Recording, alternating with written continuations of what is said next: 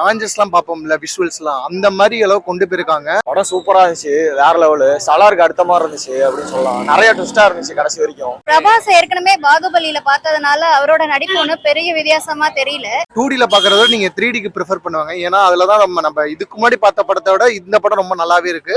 இந்த ஃபர்ஸ்ட் பார்ட்ல கதை கொஞ்சம் கம்மியா தான் கொடுத்துருக்காங்க. செகண்ட் பார்ட்லாம் இனிமேல் கதையை தொடங்கவே போகுது.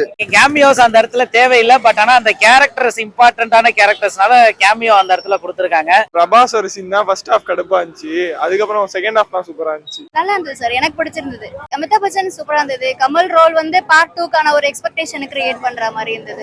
படம் நல்ல கிராண்டியரா, டெக்னிக்கலி பிரில்லியன்ட். ஃபர்ஸ்ட் ஹாஃப் வந்து கொஞ்சம் ஸ்லோவா இருந்தாலும் செகண்ட் ஹாஃப் மேட்ச் பண்ணி சூப்பரா பண்ணிட்டாங்க. கேமரோல செம்மையா இருந்துச்சு, கிராபிக்ஸ் தான் அல்டிமேட். மியூசிக் சூப்பரா இருந்தது, நல்ல இன்ட்ரெஸ்டிங்கா கொண்டு போச்சு. ரோலெக்ஸ் மாதிரி லாஸ்ட்ல வந்து தான் கமல் வரார். முன்னாடியே காமிச்சிருந்தாங்க, பட் அது வந்து கொஞ்சம் டிஃப்ரெண்டா இருந்துச்சு. ஃபர்ஸ்ட் ஹாஃப் கொஞ்சம் ஸ்லோ, பட் ஓவராலா படம் நல்லா இருக்கு. ஃபேமிலியோட பார்க்கலாம். அந்த ஆரம்ப படத்துல லாஸ்டா கமல் வந்ததுதான் அல்டிமேட், யோசிக்கவே இல்லை. கார் ஒன்று கொண்டு வந்தாங்க பாத்தீங்களா, அதெல்லாம் வேற லெவல். கடைசியில ரோபோட் மாதிரிலாம் பண்ணிருந்து சூப்பரா கொண்டு வந்து. ஸ்டாப்ல வந்து கொஞ்சம் டல் அடிக்கிற மாதிரி கொஞ்சம் காமெடி கலந்தது. But second half full and full அன்எக்ஸ்பெக்டடா ஃபுல்லா நல்லா இருந்தது. கமலஹாசன் ஆக்டிங் நல்லா இருந்தது. இந்தியன் சினிமா பார்க்காத ஒரு படத்தை எடுத்து வச்சிருக்காங்க.